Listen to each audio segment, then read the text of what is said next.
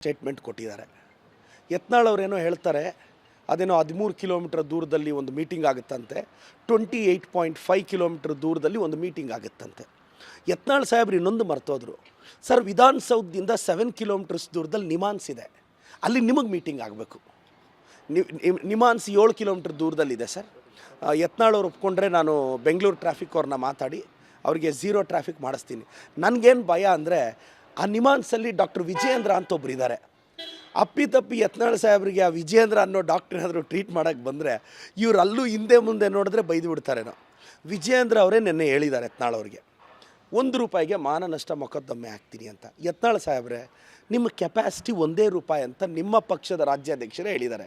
So ನಿಮ್ಮ ಪಕ್ಷದಲ್ಲೇ ನಿಮ್ಗೆ ₹1 ಯೋಗ್ಯತೆ ಇಲ್ಲ ಅಂಥದ್ದು ನೀವೇನು ಸರ್ ನೀವು ಬಂದು ನಮ್ಮ ಪಾರ್ಟಿ ಬಗ್ಗೆ, ನಮ್ಮ ಪಕ್ಷದ ಆಂತರಿಕ ವಿಚಾರದ ಬಗ್ಗೆ ಮಾತಾಡ್ತೀರಾ, ನಮ್ಮ ಪಕ್ಷದ ಆಂತರಿಕ ವಿಚಾರದ ಬಗ್ಗೆ ಮಾತಾಡ್ತೀರಾ? ಇದು ಅಷ್ಟು ಸೂಕ್ತ ಅಲ್ಲ. ಮತ್ತು ಯತ್ನಾಳ್ ಸಾಹೇಬ್ರು ಇನ್ನೊಂದು ಹೇಳ್ತಾರೆ, ಅವ್ರನ್ನ ಅದೇನೋ ಮಾಡಿದ್ರೆ BJPಗೆ ಹೋಗ್ತಾರಂತೆ. ಸರ್, JCB ಪಾರ್ಟಿ ಕಟ್ಟಿಬಿಡ್ತೀನಿ, 21 JCB ನಿಲ್ಲಿಸಿ ಪೂಜೆ ಮಾಡಿಬಿಡ್ತೀನಿ, ಉತ್ತರ ಪ್ರದೇಶ ಥರ ಮಾಡಿಬಿಡ್ತೀನಿ ಅಂತ ಬಾಯಿ ಬಡ್ಕೊಂಡ್ರಿ 1 ವರ್ಷದಿಂದ. ಇವಾಗ ನೋಡಿದ್ರೆ JCB ಏನಾಯ್ತು ಸರ್? ಪಂಚರ್ ಆಯಿತಾ? JCB ಅಪ್ಸೆಟ್ ಆಯಿತಾ?